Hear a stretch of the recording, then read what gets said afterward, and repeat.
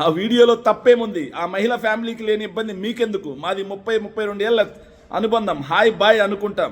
32 ఏళ్ళ పరిచయం ఉన్న వారితో ఇలాగే నడుచుకుంటారు.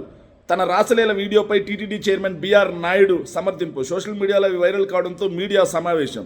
ఆ వీడియో కూడా ఒక టాపిక్కేనా? అందులో తప్పేముంది? నేనేం తప్పు చేశాను? ఆ వీడియోలో నాకేమీ తప్పు కనిపించట్లేదు. 32 ఏళ్ళుగా పరిచయం ఉన్న కుటుంబంతో అలా మెలగడం తప్ప? 32 ఏళ్ళ పరిచయం ఉందని చెప్పేసి వెళ్ళి వాళ్ళ కిచెన్లో హగ్ చేసుకుంటావా? 32 ఏళ్ళ పరిచయం ఉందని చెప్పేసి వాళ్ళ బెడ్రూమ్కి వెళ్తావా నువ్వు? నాకు 30 ఏళ్ళ పరిచయం, నాకు 15 ఏళ్ళ పరిచయం ఫ్యామిలీ ఫ్రెండ్స్ ఉన్నారు. వాళ్ళ ఆయనను పిలిపించి వాళ్ళ భార్యని హగ్ చేసుకుంటే తప్పు లేదని ఆయన చేత చెప్పిస్తామా? సో మా ఆవిడ వచ్చి సమర్థిస్తుందా హగ్ చేసుకుంటే చేసుకున్నామని? బయట వాళ్ళదాకెందుకు? మీ ఆవిడ సమర్థిస్తుందా? నువ్వు 32 ఏళ్ళ పరిచయం ఉందని చెప్పేసి ఏ మహిళనంటే ఆ మహిళని కామంతో ఇట్లా హగ్ చేసుకుంటే సమర్థిస్తుందా బిఆర్ నాయుడు? తప్పు చేసింది కాక నువ్వు ఒక ఛానల్ చైర్మన్గా ఉండి ఒకటి కాకపోతే 40 కాకపోతే 50 సంబంధాలు పెట్టుకో, మాకు వచ్చిన నష్టం లేదు. కానీ కోట్లాది మంది హిందువుల యొక్క ఆరాధ్య దైవమైనటువంటి తిరుమల తిరుపతి వెంకటేశ్వర స్వామి యొక్క పాలక మండలి చైర్మన్ నువ్వు బిఆర్ నాయుడు కాదు. నువ్వు బిఆర్ నాయుడువో, బెడ్రూమ్ నాయుడువో, ఇంకో నాయుడువో మాకనవసరం. న్యూస్ ఆయిల్ నాయుడువైనా మాకు అనవసరం, హిందులేఖ ఆయిల్ నాయుడువైనా మాకు అనవసరం.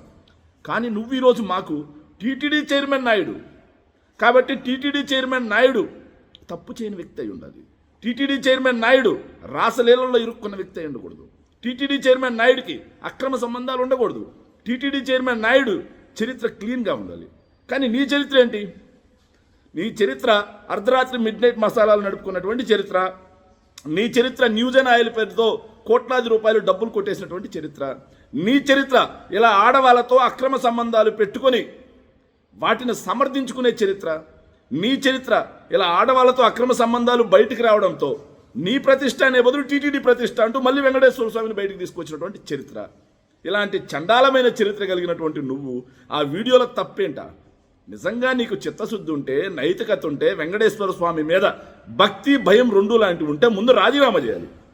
రాజీనామా చేసి నా మీద ఎంక్వైరీ వేయండియా అని చెప్పేసి ఎంక్వైరీ వేయించుకోవాలి. నీది తప్పు లేకపోతే ఎంక్వైరీ వేయించుకున్న తర్వాత నీ ఎంక్వైరీలో నువ్వు చిత్తశుద్ధుడు అని నిరూపించుకొని మళ్ళీ వచ్చి చైర్మన్గా రావాలి.